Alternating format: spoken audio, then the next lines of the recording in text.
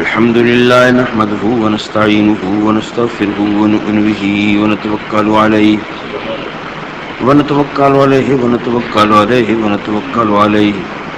ونشهد أن لا إله إلا الله وحده لا شريك له أزلي أبدي دهري ديمومي لا أول له ولا آخر له ونشهد أن سيدنا وسندنا ومدتنا ومعتمدنا غوثنا وغياثنا ومغيثنا وغيثنا عوننا وعياننا ومعيننا وعيننا مطلوبنا ومسحوبنا ومرغوبنا ومحبوبنا آلانا وأولانا مأوانا وملجأنا محمدا عبده ورسوله أما بعد فأعوذ بالله من الشيطان الرجيم بسم الله الرحمن الرحيم وبشر الصابرين الذين إذا أصابتهم مصيبة قالوا إنا لله وإنا إليه راجعون صدق الله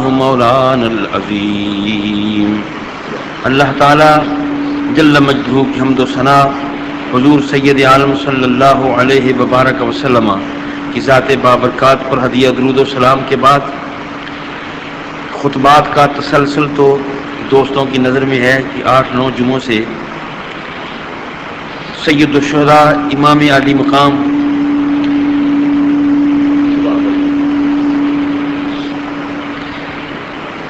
حضور سیدنا امام حسین رضی اللہ تعالی عنہ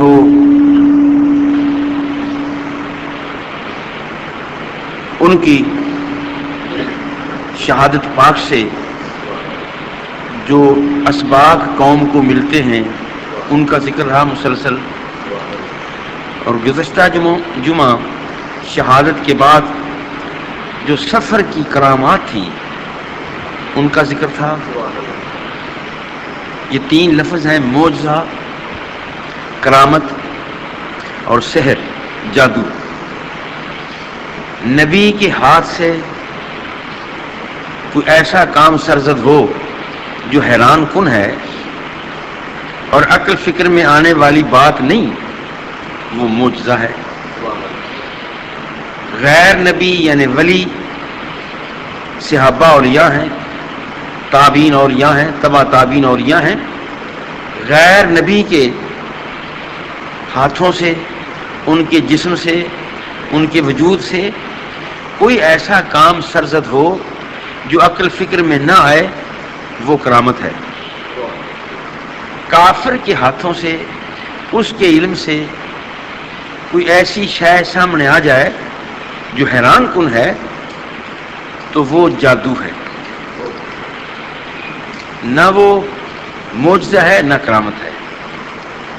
امام عالی مقام رضی اللہ تعالیٰ عنہ کا سر اطہر جب میدان کربلا سے چلا ہے تو راستہ میں بہت سے عجائبات کا ظہور ہوا، بہت سی کرامات کا ظہور ہوا جو تاریخ کا ایک انمٹ نقش ہیں اور رہے گا.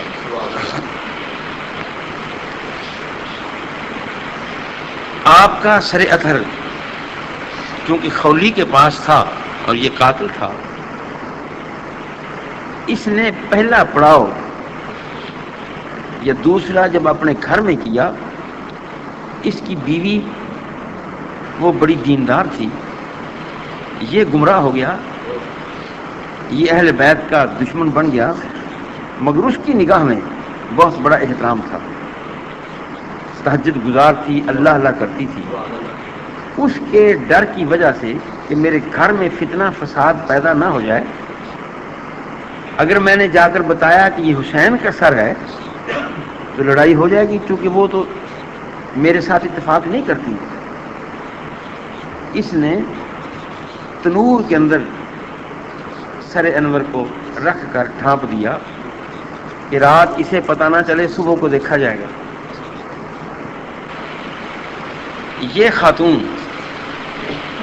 جو حضور صلی اللہ علیہ وسلم کے نام پر فدا تھی، اہل بیت پر جان فدا کرتی تھی، تہجد کے وقت اٹھی تو اس نے دیکھا کہ تنور سے نور کے شعلے نکل رہے ہیں، تو نور سے روشنی پھوٹ رہی ہے. تو پریشان ہوئی کہ اس وقت یہ شعلے کیسے ہیں.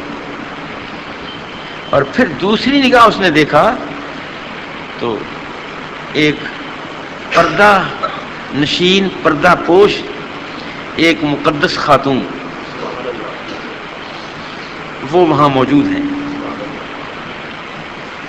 اور یہ حیران ہے کہ اس پردہ پوش مقدس خاتون نے اس سر کو اٹھایا اور چوما.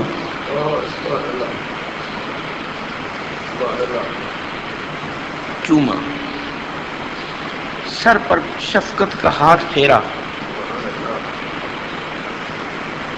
تو کہہ رہی ہیں ھذا ابنی المظلوم، یہ میرا بیٹا مظلوم ہے، یہ میرا بیٹا شہید ہے. کچھ اور باتیں کہیں جو اس کی بیوی سنتی رہی. اور پھر اس مقدس خاتون نے کہا کہ بیٹے، میں اس مقدمے کو جو تیرے ساتھ یہ واقعہ پیش آیا، یہ مقدمہ بارگاہ قدس میں قیامت کو پیش کروں گی، اور تیرے اس قتل کا، تیری اس شہادت کا میں بدلہ لوں گی، اور عرش کے کنگرے کو اس وقت تک پکڑے کھڑی رہوں گی جب تک تیرا حق پورا نہیں ہو جائے گا، جب تک تیرے قاتلوں کو جہنم کی سزا نہیں دی جائے گی. اس نے پوچھا کہ یہ معاملہ کیا ہے، کون ہے آپ؟ انہوں نے کہا میں حسین کی ماں فاطمہ ہوں. نعرہ تکبیر، نعرہ رسالت. اسی لمحہ اسے زیارت ہوئی اس خاتون کو. اسی لمحہ وہ تو چلی گئی، تشریف لے گئی. اس نے پھر جا کر سر انور کی زیارت کی اور بڑے غصے میں خولی سے کہا کہ بدتمیز شوہر، تو نے مجھے کہا کیا تھا کہ میں باغیوں سے بدلہ لینے کے لیے جا رہا ہوں؟ یہ تو باغی نہیں، یہ تو حسین ہے، یہ تو حسین کا سر ہے. آج سے تیرا میرا مقاطع ہے، نہ میں تیری بیوی ہوں نہ تو میرا شوہر ہے. تنور سے نور کا ظاہر ہونا یہ حسین پاک کی عظیم کرامت تھی. حضور سیدہ فاطمہ الزہرا کا بیٹے کے سر کو چومنا، اور اس کی یہ خوش قسمتی تھی کہ حضور سیدہ فاطمہ الزہرا کی بھی زیارت اسے نصیب ہوئی. یہ الگ ہو گئی. صبح کو پھر یہ سر اطہر اسی طرح قافلے کے ساتھ آگے روانہ ہوا. تو موصل ایک شہر ہے، اب بھی ہے عراق کا. اس شہر کے قریب جب پہنچا اس قافلے نے پڑاؤ کیا وہاں. یہ جو قاتلوں کا قافلہ تھا، ڈاکوؤں کا قافلہ تھا، دشمنوں کا قافلہ تھا، دشمنان اہل بیت کا قافلہ تھا، خدا اور رسول کے باغیوں کا قافلہ تھا، یہ قافلہ وہاں رکا. رات باہر موصل کے ایک پتھر پر رات سر انور کو رکھا، جس پر خون کے چند قطرے اس پتھر پر لگ گئے. خون کے وہ قطرے جو اس رات امام عالی مقام کا خون کا قطرہ موصل کے اس پتھر پر لگا. سلیمان عبد الملک، یہ بعد میں آنے والا بادشاہ، بہت دیر تک عبد الملک کے دور تک، دور حکومت تک، اس پتھر پر جب محرم شریف کی تاریخ 10 آتی تھی تو یہ خون چمک جاتا تھا اور بالکل تازہ خون ہوتا تھا. پھر اس کے بعد اس پتھر پر ایک قبہ بنا دیا گیا کہ یہاں حسین کا خون لگا تھا رضی اللہ تعالیٰ عنہ. اور وہ کہتے ہیں کہ قبہ آج بھی ہے. اس جگہ کو لوگ، موصل کے اس مقام کو لوگ آج بھی محبت اور عقیدت کی نگاہ سے دیکھتے ہیں. یہ بھی ایک بہت بڑی کرامت تھی جو نمایاں ہوئی. یہی قافلہ جب موصل سے آگے چلا تو راستہ میں ایک بوڑھی ملی خاتون. اس فوجیوں کو قافلے کو اس نے روکا. اسے پتا چلا کہ یہ لوگ جا رہے ہیں اور یہ واقعہ ہے. اس نے روک کر کہا کہ یہ جو قافلہ جا رہا ہے جنہیں تم نے گرفتار کیا ہوا ہے, اس قافلے کا سربراہ کون ہے؟ کس کی نگرانی میں ان قیدیوں کو لے جایا جا رہا ہے؟ تو ان کے فوجیوں نے کہا یہ خاتون ہے جسے زینب کہتے ہیں. وہ تو پہلے اس قافلے کے متعلق واقعات اسے علم ہو چکا تھا کہ یہ صورت ہوئی ہے. وہ کچھ بیچاری خشک روٹیاں کچھ سامان لے کر اس قافلے کی خدمت کے لیے کہ یہ بھوکا قافلہ ہے, اس کی بے نیازی ہے. یہ پیاسا قافلہ ہے جو چند فوجیوں کی نگرانی میں جا رہا ہے, جن کے صدقہ پوری قوم کو نعمتیں بانٹی جا رہی ہیں, جن کے صدقہ پوری انسانیت کو اور پوری کائنات کو پانی کی نعمت تقسیم کی جا رہی ہے. آج وہی پیاسے ہیں, آج ان کی خوراک کا ہے.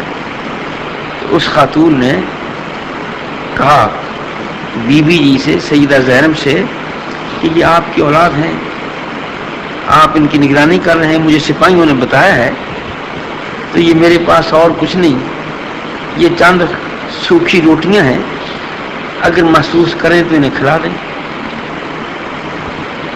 تو پھر وہ پوچھتی ہے کہ آپ کون ہیں, یہ معاملہ کیا ہے؟ تو حضور سیدہ زینب رضی اللہ تعالیٰ نے پھر اپنی تاریخ بتاتی ہیں کہ میں فاطمہ کی بیٹی ہوں, میں علی کی بیٹی ہوں, اور یہ جس کا سر جا رہا ہے یہ میرا بھائی ہے, یہ حسین ہے. تو وہ روئی. اسے کو اپنا پچھلا منزل بوڑھی کو یاد آیا. وہ کہتی ہے کہ آپ اس خاندان سے تعلق رکھتے ہیں, تو کوئی بات, میں بھی تو فاطمہ کی نوکر رہی ہوں. وہ بوڑھی اماں کہتی میں بھی ان کی نوکرانی رہی ہوں, ان کی خدمت کرتی رہی ہوں, مجھے پتہ نہیں. اور وہ کہتی کہ اس وقت ان کے ہاں ایک چھوٹی بچی تھی جسے میں کھلایا کرتی تھی, باہر لے جاتی تھی, انہیں کھلاتی تھی پلاتی تھی. سیدہ زینب پوچھتی ہیں کہ اماں تجھے اس بچی کا نام یاد ہے؟ کہ دیر کا واقعہ ہے, تجھے نام یاد ہے؟ تو وہ کہتی ہاں بیٹے مجھے یاد ہے. اسے زینب کہتی, اس بچی کا نام زینب تھا. حضور سیدہ کی آنکھوں میں آنسو آئے. وہی میں زینب ہوں, وہی زینب ہوں جنہیں تو کھلایا کرتی تھی. اب وہ روئی لپٹی, نظام قدرت تھا. یہی قافلہ چلتا ہوا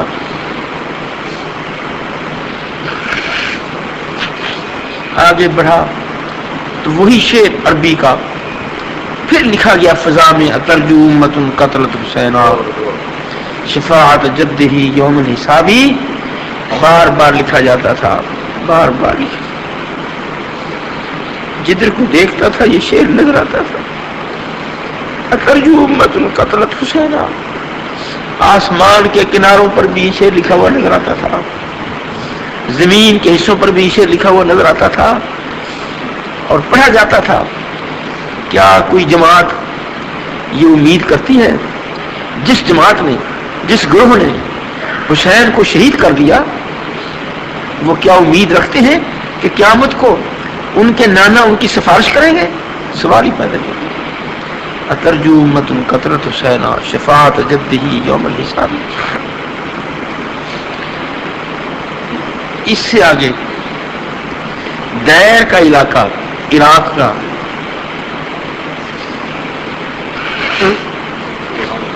اس میں پڑاؤ کیا، کیونکہ سفر تو پیدل ہی تھا، اس میں پڑاؤ کیا، ٹھہرے۔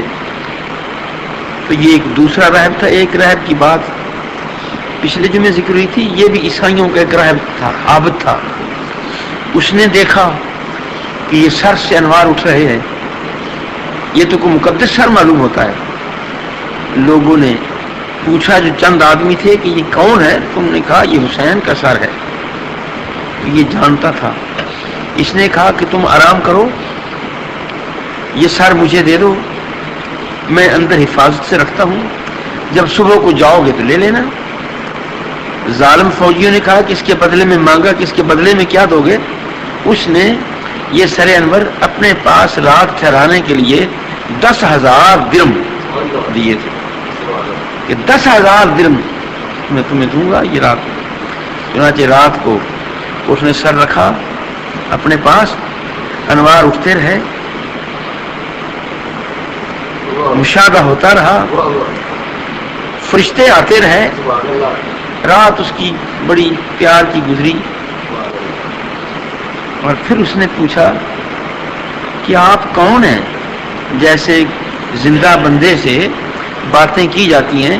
آج بھی ایک جنون ہے کہ باپ مر جائے، کوئی قریبی فوت ہو جائے تو اس کی اولاد بلا تکلف، بابا مجھے چھوڑے جا رہے ہیں، بابا میں اکیلا رہ گیا ہوں، مجھے کس کے سپرد کیے جا رہے ہیں؟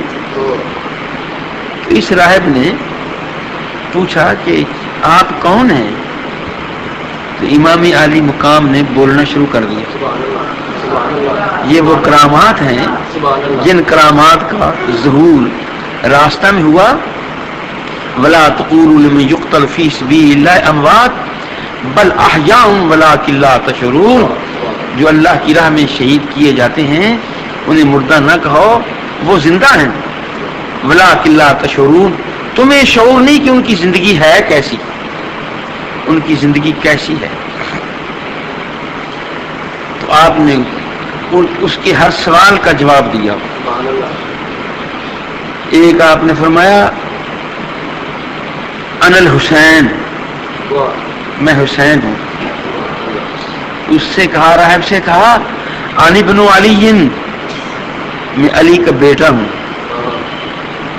تیسری بات کی انا ابن فاطمہ الزہرا، میں فاطمہ کا بیٹا ہوں۔ اور کہا کہ میں مصطفیٰ کا بیٹا ہوں۔ جو اس نے باتیں پوچھی کرتے رہے، یہ وہ کرامات تھی جس کا معنی یہ ہے کہ اہل اللہ اور یا اللہ جو اللہ کی راہ میں شہید ہو جاتے ہیں، انہیں زندگی اس سے زیادہ بہتر، اس سے زیادہ اچھی اور عمدہ زندگی انہیں دے دی جاتی ہے۔ انہیں مردہ گمان، لا تحسبن الذین قتلوا فی سبیل اللہ امواتا، یہ گمان بھی نہ کرو جو اللہ کی راہ میں شہید ہو جاتے ہیں تو وہ مردہ ہو گئے، وہ گمان بھی نہ کرو۔ صرف یہ نہیں کہ کہو نہ، یہ نہیں فرمایا کہ کہو نہ، کہنا اور کہنے سے نفی بھی ہے، اور گمان کرنے کی کسی کے ذہن میں آ جائے، ٹھیک ہے جی کہتے نہیں ہیں تو مردہ ہی، کہتے نہیں ہم شہداء کو، کیونکہ قرآن پاک نے کہنے سے روک دیا ہے، ہیں تو مردہ۔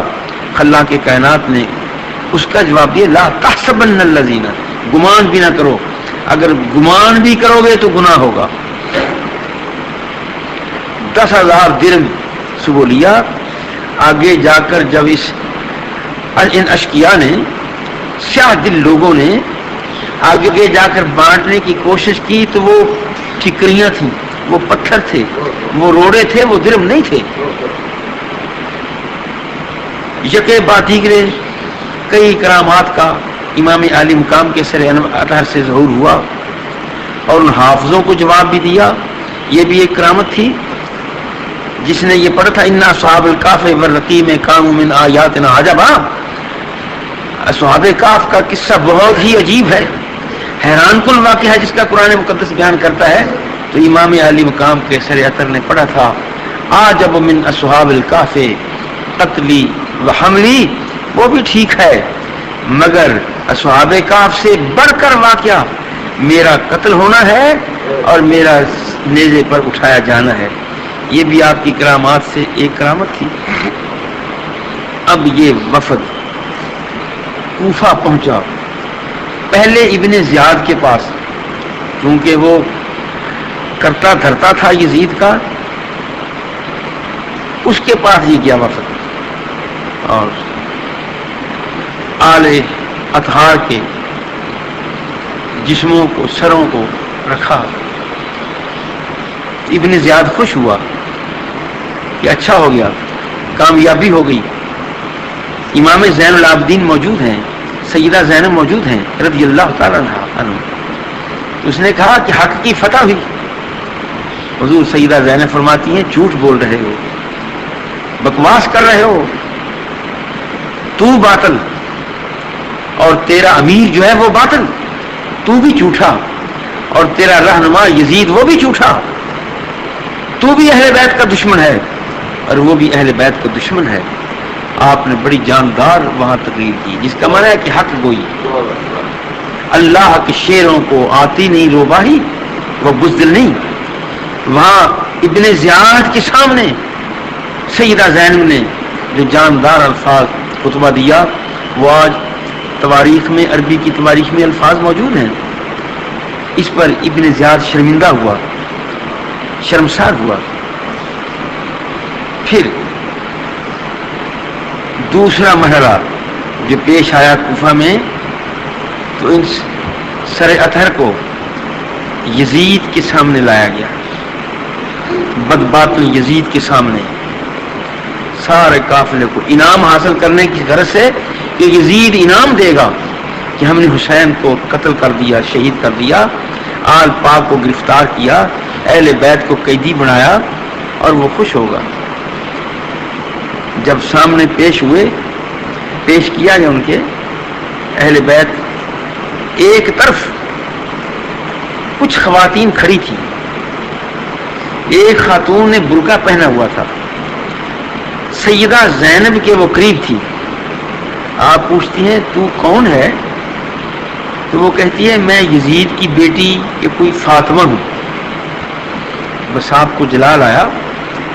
آپ فرماتی ہیں یزید تجھے شرم نہیں آتی، تجھے غیرت نہیں آتی؟ فاطمہ میری ماں کا نام ہے، اور تیری بیٹی، تو نے میری ماں کے نام پر بیٹی کا نام رکھا ہے، اور آج تجھے حیا نہیں آتا کہ میں بے پرد ہوں، میرے لیے دوپٹہ نہیں ہے اور تو نے اسے برقع اڑا رکھا ہے، جو ہماری لونڈیاں ہیں۔ اس کہنے کا، اس جرأت مندانہ خطاب کا جو پہلو بڑا نمایاں واضح ہوتا ہے وہ یہ ہے کہ اہل بیت کرام نے دین کی کس قدر ہمدردی کی، دین کی کس قدر پارسائی، حفاظت کی۔ حالانکہ باتیں اور بھی ہو سکتی تھیں، مگر بات پردہ کی آئی ہے، کیونکہ پردہ شریعت میں مسلمان خواتین کے لیے فرض قرار دے دیا گیا۔ اس لیے آپ فرماتی ہے کہ وہ تیری بیٹیاں، تیرے خاندان کی لڑکیاں جو ہماری لونڈیاں ہیں، ان کے لیے اعزاز ہے، اور میں بے پردہ کھڑی ہوں۔ شرم کر، حیا کر، خدا کے خوف سے ڈر۔ کیا جواب دے گا اللہ کی بارگاہ میں جب تو پا بجولا ہتکڑیاں بیڑیاں تیرے لگی ہوں گی؟ نانا جان مصطفیٰ کے سامنے جب پیش کیا جائے گا، جواب کیا دے گا؟ جب تیری جواب طلبی ہوگی قیامت کے دن کہ تو نے مصطفیٰ کی آل پر یہ ظلم کیا تھا، تیرے پاس جواب کیا ہوگا؟ شرم ہے، بول نہیں رہا۔ آپ امام عالی مقام کے سر انور کو تشت میں اس ظالم کے سامنے رکھا گیا، انعام حاصل کرنے کی غرض سے۔ اس بدباطن کے ہاتھ میں اس وقت چھڑی تھی، بدباطن کے ہاتھ میں چھڑی تھی، اور امام علی مقام کے سر اطہر پیشانی پر اس نے چھڑی لگائی، ماری۔ حسین تجھے کیے کی سزا مل گئی، تو چونکہ باطل پر تھا۔ اس قسم کے متکبرانہ الفاظ کہے۔ سمرہ ابن جندب جلیل القدر صحابی تھے، وہ موقع پر تھے، اس منظر کو دیکھ رہے تھے، ان سے رہا نہ جا سکا. وہ فرماتے ہیں ظالم یزید تو ظالم ہے, تجھے خدا کا ڈر نہیں آ رہا, خدا کا خوف تیرے دل میں نہیں ہے. تجھے پتا ہے یہ چھڑی کس کو لگا رہا ہے اور کہاں لگا رہا ہے؟ یہ چھڑی حسین ابن علی کے ماتھے پر لگا رہا ہے. تجھے شرم نہیں آتی کہ یہی ماتھا, یہی پیشانی جس کو تجھ بدبخت اور بدنصیب آدمی کی چھڑی لگ رہی ہے, یہی وہ ماتھا ہے جسے مصطفیٰ نے چوما تھا, جسے رسول اللہ نے ایک مرتبہ نہیں, ایک مرتبہ چوما تھا. بارہا اس پیشانی کو رسول پاک نے بوسہ دیا تھا. میں شاہد ہوں, سمرا کہتے ہیں میں شاہد ہوں, میری موجودگی میں جب حسین آئے تھے اپنے نانا جان کے پاس تو انہوں نے ان کی پیشانی چومی تھی. شرم سے تجھے مر جانا چاہیے, تجھے غیر کرانی چاہیے کہ اہل بیت کے ساتھ کس قدر تو برا سلوک کر رہا ہے. خدا کے خوف سے ڈر. غصے میں تیش میں آیا یزید اور سمرہ بن جندب کی طرف مخاطب ہو کر کہتا ہے سمرہ اگر تم صحابی نہ ہوتا, اگر تو صحابی نہ ہوتا تو میں تیرا تہس نہس کر دیتا, تجھے قتل کروا دیتا, تجھے قیمہ بنوا دیتا. تو اتنا گستاخ ہے کہ میرے ساتھ آنے آ رہا ہے. سمرہ وہ جذبہ تھا, عشق و محبت کا جذبہ تھا. فرماتے ہیں رضی اللہ تعالیٰ عنہ فرماتے ہیں کہ تو ظالم ہے, تو بدبخت ہے, یہ جو کچھ کہہ رہا ہے جھوٹ کہہ رہا ہے. تو صحابی ہونے کا, میری نسبت رسول اللہ کے ساتھ صحابی ہونے کی ہے, جسمانی نہیں ہے.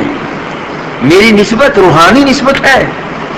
اس کا تو اتنا احترام کر رہا ہے کہ تجھے میں چھوڑ رہا ہوں, اس لیے چھوڑ رہا ہوں کہ تو رسول اللہ کا صحابی ہے. ظالم ڈر, مگر حسین کے ماتھے پر تو چھڑی مار رہا ہے جو حسین ان کا جسم ہے, ان کے جسم کا حصہ ہے, تو وہاں چھڑی مار رہا ہے. خاصی دو بدو بھی تیش ہوئی, وہ غصے میں ہے. یہیں پر امام عالی مقام زین العابدین نے بھی